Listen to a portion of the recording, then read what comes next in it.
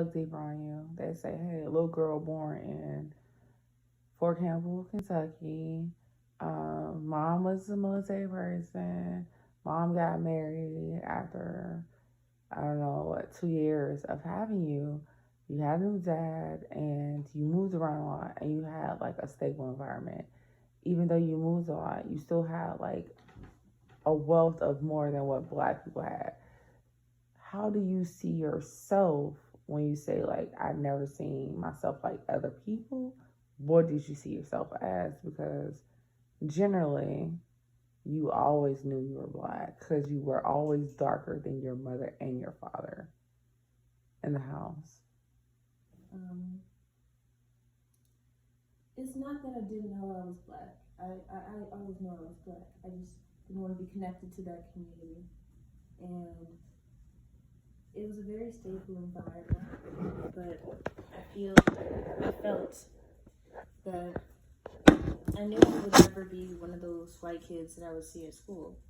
But I felt that if I needed to get higher in life and fit in, that I would need to assimilate, you know, talk different, act different, not be loud, not yell, carry myself in a higher way. And I feel like a lot of that also came from being with grandma, you know, because she taught me that you have to carry yourself highly and just embrace yourself, but don't be loud, don't be angry all the time, you know?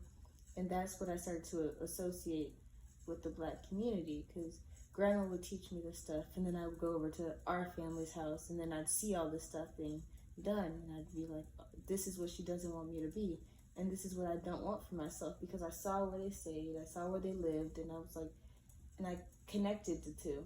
So I equated loudness to poverty, anger to single motherhood, and all this, and all other types of examples. So I tried to separate myself as much as I could from the black community. But as I'm getting older, I realize more and more that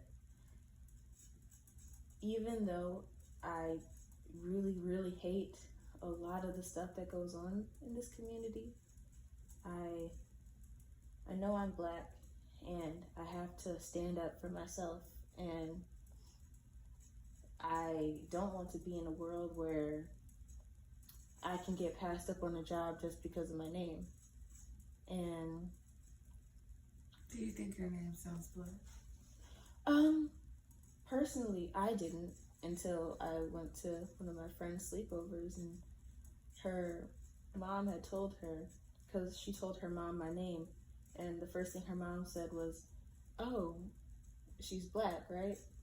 And my friend was like, "Yes." And I guess that's when I first started to see my name differently, because I was like, she thought my name was black, so she must have thought I was ghetto and loud and all types of stuff, because you hear names like Keisha or Jahan or Jawan or all these other types of names that in meaning have very powerful meanings and come from very rich cultures like French culture and all other stuff, Italian culture, all kinds of names.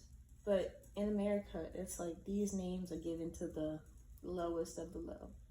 And I guess that made me see my name different for a while, because I was like, I always thought my name was beautiful, and then I was just like, ghetto? I didn't think it was, because nobody else had my name, you know? And now I see my name isn't normal. It's not your typical African American name. It's not your typical Caucasian American name. It's my name. It might be seen as a little ethnic if you're reading it on paper, but I mean, I just hope that it will be able to be, the ethnicity of my name won't overshadow the resume below it. So I have a question. You are an African American young lady, and you have African American daughters, or basically sisters, which you kind of help your mother raise. So that's why I say your daughters, they're like your little daughters. What do you think in 2020 and beyond our little black girls need to see like you? I think they need to see that we're all on the same playing field. I think we need to start seeing each other as sisters and not competition. So when you say we all, like, is this a black thing, is a white thing, is a Asian thing, or is this like a what thing? This is a thing for like young black girls. Okay. Because a lot of times we see each other as competition. You know, I have to be better than her, be prettier than her. And I feel like if we all just came together in unity and solidarity, it'd be a lot better. You wouldn't have the I'm better than you because I'm light skinned. I'm better than you because I'm dark skinned. I'm better than you because I'm brown skinned. I'm better than you because my hair has a looser texture. I'm better than you because my hair is coily. I'm better than you because I'm tall. I'm better than you because I'm short. I'm better than you because I'm skinny. I'm better than you because I'm thicker. I feel like if we all got together and celebrated who we are without bringing each other down, then a lot of things would be better. And I feel like a lot of young black girls are susceptible to what also black men think. And black men are a very big perpetrator in the stereotypes that, oh, lighter is better, thicker is better, but I also want skinny. I want thicker, but I want skinny. I want big butt, no stomach, big boobs. I want loose hair, light skin, perfect teeth, bright eyes, green eyes, and it's hard to grow up in a community where you kind of just hear that 24/7. Yeah, so hearing that 24/7, talking about our black men, and our black women. So do you think that is kind of the twist that made our black men go to the Asians, the whites, the difference, or even in our culture, but like it made some of our skinny no butt girls go to, hey, no booties matter to like big booties matter? Or do you feel like our black men castrated us?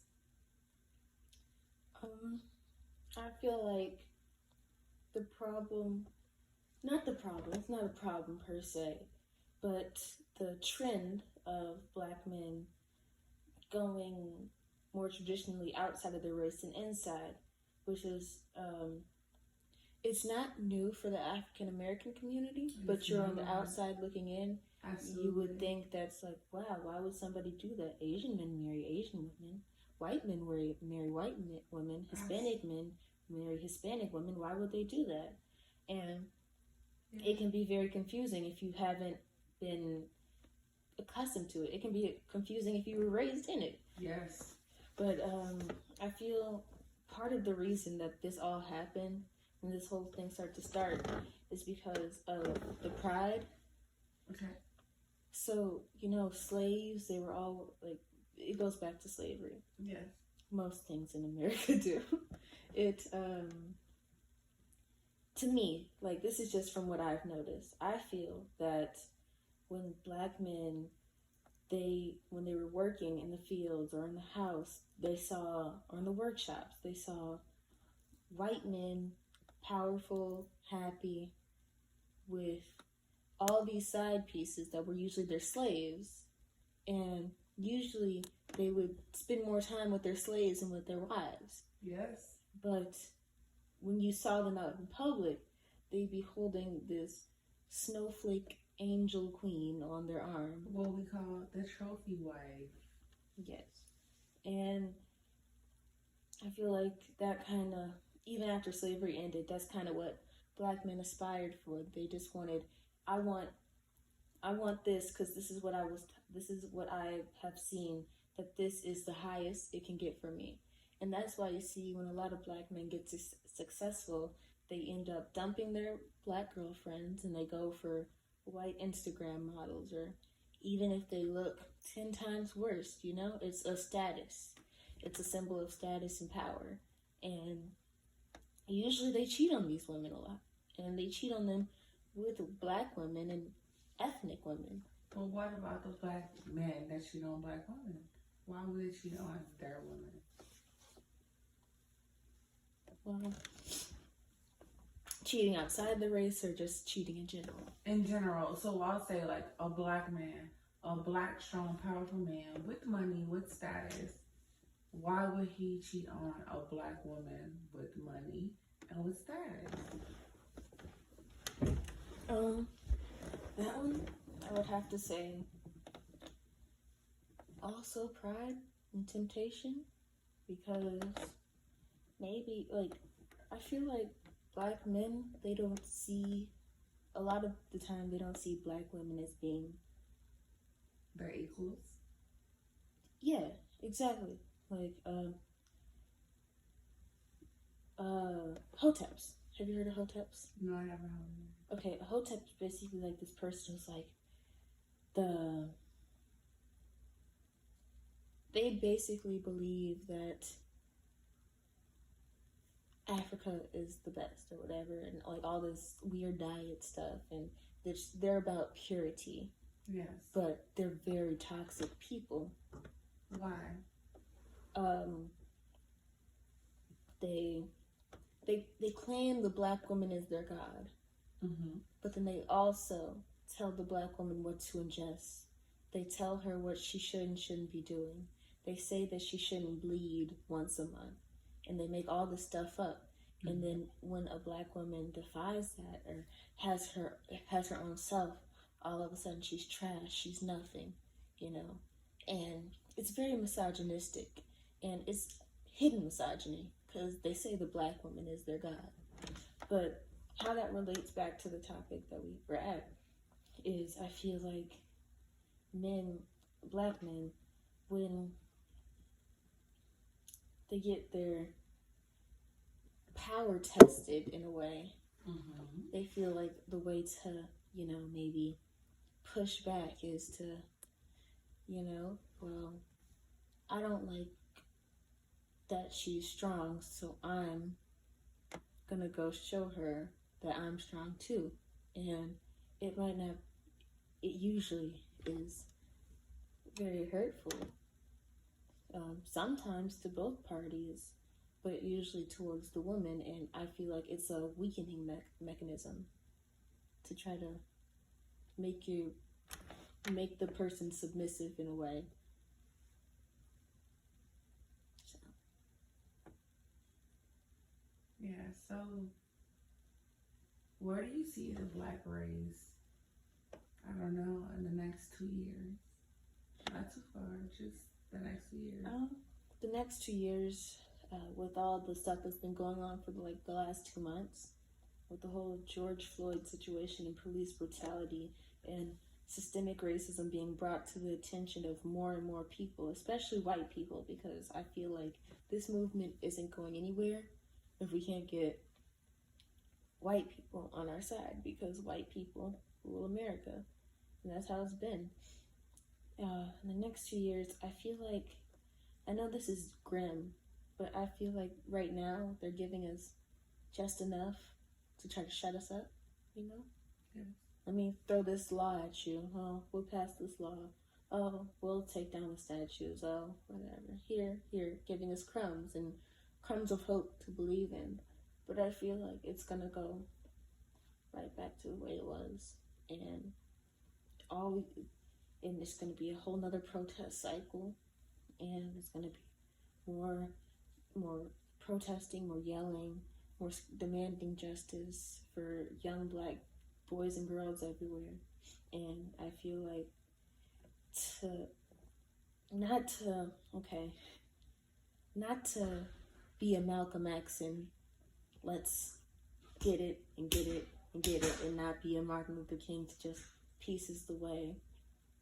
Mm-hmm. I feel like it needs to be in the middle, because peace isn't really gonna get you anywhere, especially when you're being peaceful with stubborn people. Okay. Peace is gonna get you ran over, but also 100% get it attitude can also give you tunnel vision. And I feel like you need a balance between the two. And we have to do stuff to make sure that our voices are being heard, even if it comes to unpleasant measures. What's unpleasant measures? What does that mean? I mean, sometimes stuff like the looting. Okay. I don't disagree with it 100%. Okay. I feel like the looting is a symbol for African Americans being looted their whole lives. But you can replace material. Like, we've been robbed, stolen from, all types of stuff.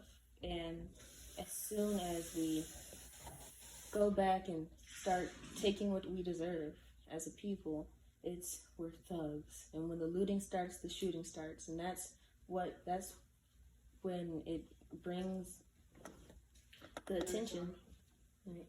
That's when it brings attention to what's really going on, and it gives the people who pretend they don't see it gives them direct sight of what's going on, and they can't say they don't see it anymore.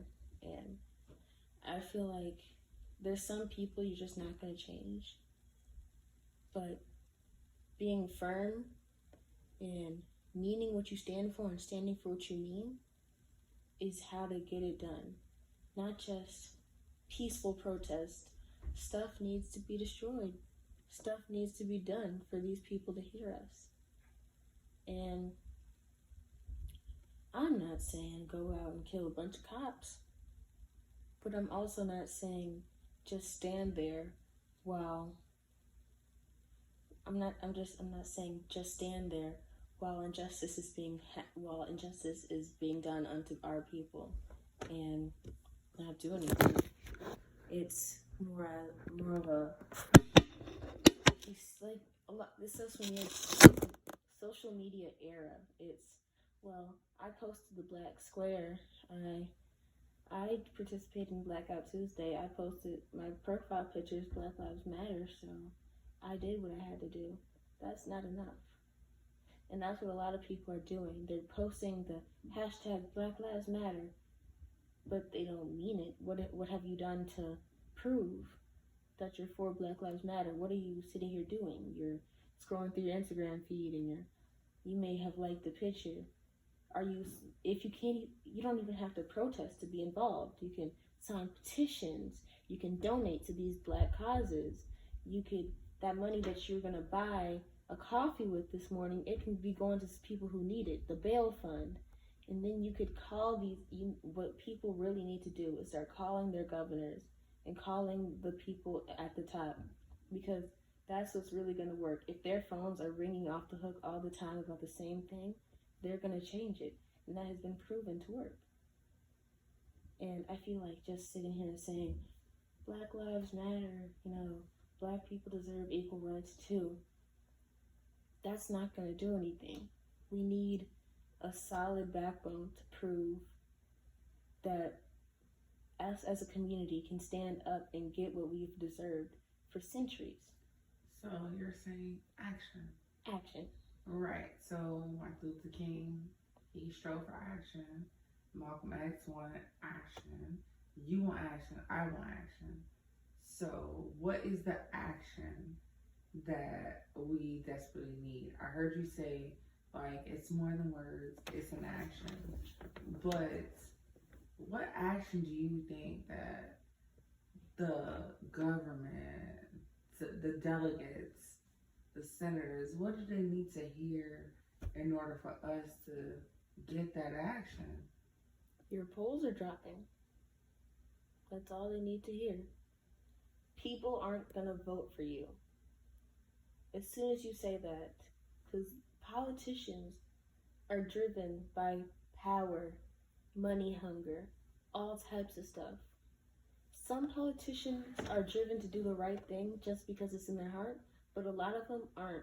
A lot of them were born into generational wealth, and this is what they told they would have to do to provide that generational wealth to their children.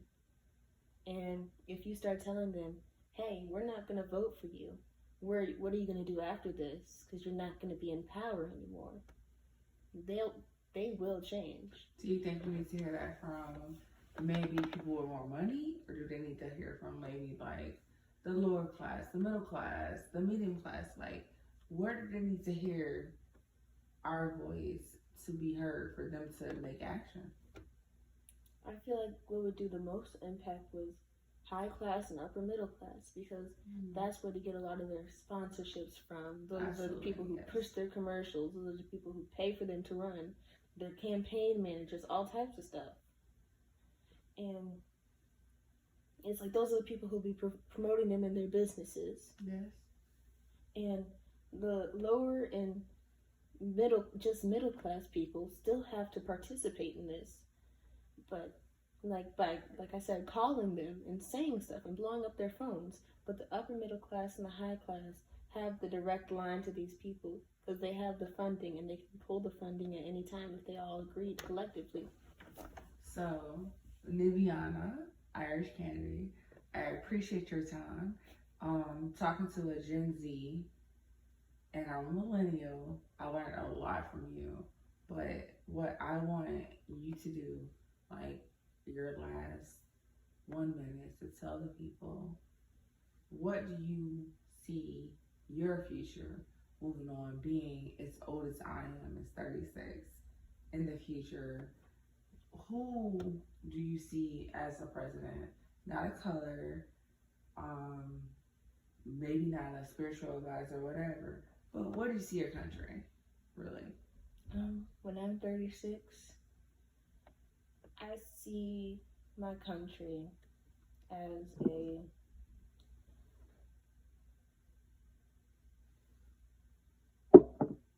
a more diverse place. Mm-hmm. I see Black people living in upper class areas. I see white people living with Black people. I see people just living together and there be no separation, because even though segregation stopped, everything in America is still very segregated. I see a blended America, and I see the Electoral College being destroyed, gone with, over with. Because that has gotten us nowhere. That got us Trump. Hillary won by 1 million votes, but because of the Electoral College, she didn't get elected. Not saying that I like her, but I'm just saying. But I see the Electoral College being done with, over with. I see myself being on the way to becoming a judge. And I see myself looking at the future and seeing my spot on the Supreme Court. I see